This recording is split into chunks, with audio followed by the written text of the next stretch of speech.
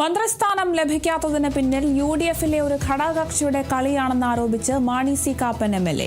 തിരഞ്ഞെടുപ്പ് സമയത്ത് മന്ത്രിസ്ഥാനം നൽകുമെന്ന് വി.ഡി. സതീശനും രമേശ് ചെന്നിത്തലയും ഇങ്ങോട്ട് പറഞ്ഞതാണെന്നും എന്നാൽ കിട്ടിയ അവസരം കോൺഗ്രസ് മുതലാക്കിയെന്നും മാണി സി കാപ്പൻ കുറ്റപ്പെടുത്തി.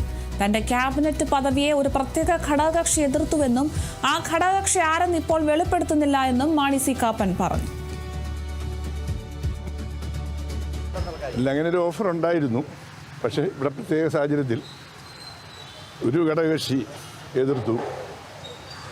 ഒറ്റയാളുള്ളവർക്ക് ഫുൾ മന്ത്രിസ്ഥാനം, അവർ കൂടുതൽ ആളുണ്ടായിട്ടും രണ്ടാമതൊരു മന്ത്രിസ്ഥാനം കിട്ടുന്നില്ല എന്ന് പറഞ്ഞ് സ്വാഭാവികമായും കിട്ടിയ അവസരം കോൺഗ്രസ് മുതലാക്കി.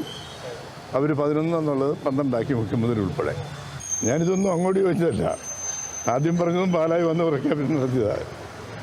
വി.ഡി. സതീശനും രമേശ് ചെന്നിത്തലയും അവർ തന്നെ പറഞ്ഞതാണ്. അതിനുശേഷമാണ് ഇവിടെ വന്നപ്പം വകുപ്പ് വരെ ചർച്ച ചെയ്തതിന് ശേഷമാണ് ഇങ്ങനെ ഒരു ഡെവലപ്മെന്റ് ഉണ്ടാകുന്നത്.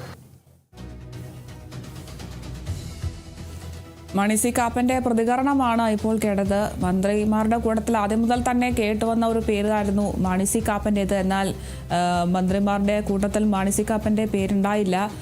ഈ ഒരു ടേം വ്യവസ്ഥയ്ക്കൊക്കെ അംഗീകരിക്കാൻ താൻ തയ്യാറല്ല എന്ന രീതിയിലൊക്കെ വിമർശനം മാണി സി കാപ്പൻ ഉയർത്തിയിരുന്നു. എന്തായാലും തനിക്ക് മന്ത്രിസ്ഥാനം ലഭിക്കാത്തതിന് പിന്നിൽ യുഡിഎഫിലെ ഘടകകക്ഷിയുടെ കളിയാണെന്നാണ് മാണി സി കാപ്പൻ എംഎൽഎ ഇപ്പോൾ പ്രതികരിച്ചിരിക്കുന്നത്. തിരഞ്ഞെടുപ്പ് സമയത്ത് മന്ത്രിസ്ഥാനം നൽകുമെന്നൊരു ഉറപ്പൊക്കെ മുഖ്യമന്ത്രി വി.ഡി. സതീശനും രമേശ് ചെന്നിത്തലയും ഒക്കെ ഇങ്ങോട്ട് വന്ന് പറഞ്ഞതായിരുന്നു.